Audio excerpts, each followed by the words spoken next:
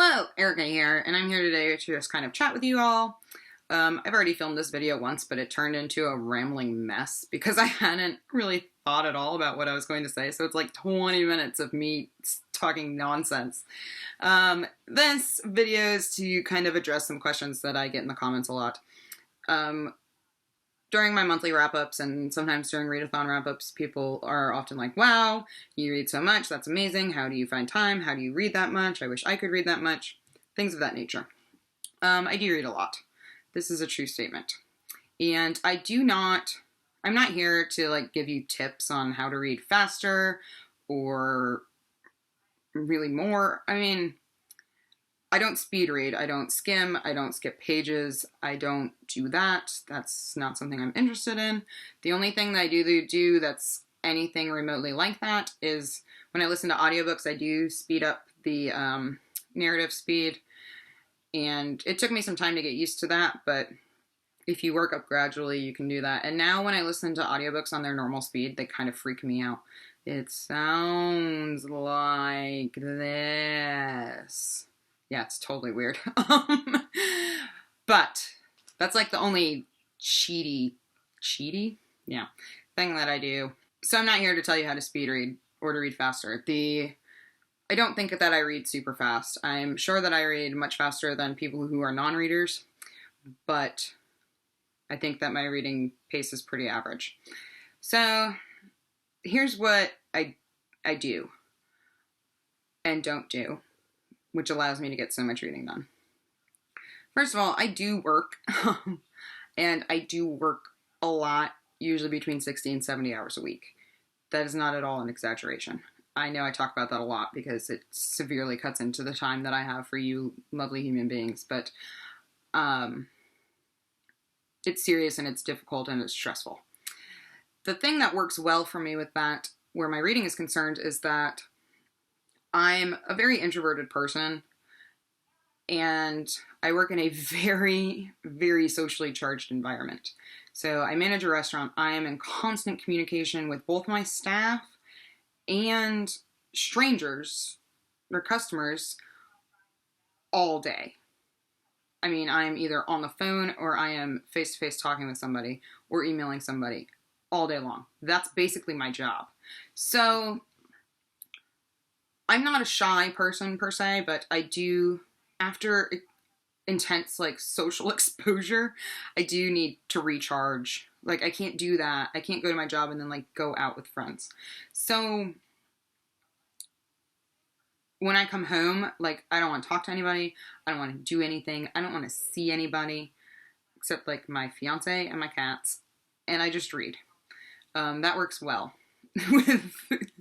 It works well to kind of keep my brain balanced, which is nice. I do not watch a lot of television. Pretty much at all. I'll marathon a series every once in a while on Netflix. But I really don't watch a lot of TV. I don't watch a lot of movies, and I replace that time instead with reading. So that's one of my huge tips, is that if you feel like you're not getting enough reading time in, or if you feel like you don't have time for reading, look at how much time you spend, A, on the internet, like surfing the internet, B, watching television and film. Because you'll find most of the time that you do spend a lot of time doing those things. And if you enjoy those things, that's fine. If you'd rather be doing that than reading, that's fine. But if you realize that you would rather be reading than watching TV, then you have to prioritize reading. I'm terrible at watching TV. I'm terrible at watching movies. I'm really like, you would think you couldn't be bad at that, but I'm really bad at it because I either fall asleep or I get distracted and like I'm on my computer and I'm watching TV and I'm pausing to watch booktube videos and then I'm pausing booktube videos to watch the TV. It's a mess. So I just feel useless and like I'm not absorbing actually anything when I'm watching things, as opposed to when I'm reading, I'm kind of in the zone and very focused. Contrary to what is probably popular belief, I do have other hobbies and I do sort of have a life. I don't have like a ton of friends or a large social circle because A, I don't have time for that, and B, I don't have energy for that. Like, it's kind of by choice. I have really good close friends who I see occasionally but not terribly often, but I don't like go out and hang out with people. It's not a thing I do. My idea of hanging out is me sitting down at the bar where I work at the end of the night and having a bottle of wine and then going home and passing out. My life is so exciting and not at all sad. No. But I do have other hobbies. I game. And with video games, I usually get really engrossed in something. I do the same thing with TV. Like, I'll get engrossed on one television series or one video game for like a short period of time. So like, there will be 2 weeks where I'm just playing Pokemon. I'm not doing anything else. That cuts into my reading time. It does, but I enjoy that as well. And I think it's nice to get a break so I don't get bummed out. I also sew. I run. With sewing and running, I found that I can listen to audiobooks. I can't listen to audiobooks while my sewing machine is on, but I'm a quilter, so I have to do a lot of cutting and a lot of ironing and, you know, things like that. So I can listen to audiobooks while I do those things. And then running is great for audiobooks. Audiobooks have changed my life. And I am one of those people who at first I was like, listening to audiobooks is not reading. But listen, I don't believe that anymore. I still kind of do those, the thing. I don't know. I have torn feelings about that. It's a different video for a different day. But I do listen to audiobooks, and I do enjoy listening to audiobooks. It took me a long time to figure out what kind of audiobooks I like, and which kind of audiobooks work well for me, like what I can actually pay attention to. But now that I'm there, we're in good space. So I'm not trying to say that you have to like drop all of your hobbies and never do anything except like handle your adult life things and read. That's not what I'm saying at all. But my biggest piece of advice to people who are like, how do you read so much? I want to be able to do that, is that you have to make time for it.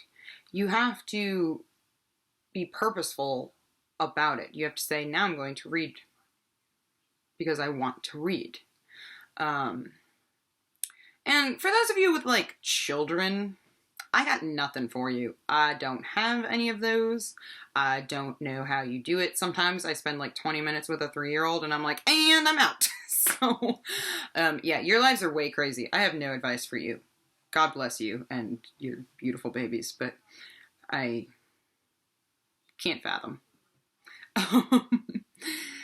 Again, and for people in school, like if you have other things going on in your life, that's fine. I don't feel like, what I really want to say is that I don't have any tips to read more.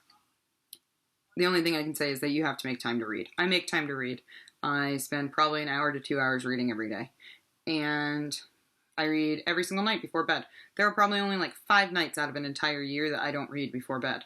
And even if I only get 10 pages of reading done before I pass out and the book slaps me in the face, that's fine because I read something. So really you just have to be conscious about it and make time for it and want to do it. And if you don't want to do it, you don't want to make time for it, that's fine. I'm not going to judge you for that. If there are other things you'd rather be doing, then do those other things. I don't feel like anyone should compare their reading to mine, and it's not my goal to be like, look how much I read, I'm awesome at reading. Like, I think that's really silly, and I do feel like BookTube and Goodreads and things like that kind of can put the pressure on to read more, especially when you're seeing people that are reading so much more than you, and you're like, man, I wish I could read that much. But you have to be realistic about your life and about what you want to spend your time doing. And that's really all I have to say. If you want to read more, just read more. And if your life doesn't allow you to read more, either reevaluate the things that you're spending time on and instead make time for reading, or enjoy the life that you have and enjoy doing the things that you want to do, and accept that maybe sometimes that means that you're not going to get a ton of reading done. There are definitely weeks and months where I don't get a ton done, and when I look back on those weeks and months, I'm like, yeah, but I did this one really cool thing. I have a feeling that coming up here, I'm not going to have quite as much time for reading, because I'm getting married in September, and A, that's terrifying. Crazy. I don't know what's wrong with me. B, planning a wedding is hard work. And so I'm going to be doing other things. But you know what? I'm going to be planning my wedding, which is awesome. So if you're doing something like raising children instead of reading, good for you. You have beautiful little miniature yous running around. That's kick-ass. If you'd rather watch all 8 seasons of Mad Men in a weekend than read, then good for you. I hope you enjoy yourself. Like, just do what makes you happy, dude. That's all I have to say. if you would like to add anything to this rambly video, please do so below in the comments. Like, how do you all feel? Do you feel that BookTube and kind of Goodreads and the online reading community pressure you to read more or make you feel bad about not reading enough? Or are you happy with where you're at? Why and why not? Let's talk. I will see you all next time. Thanks for tuning in. Bye.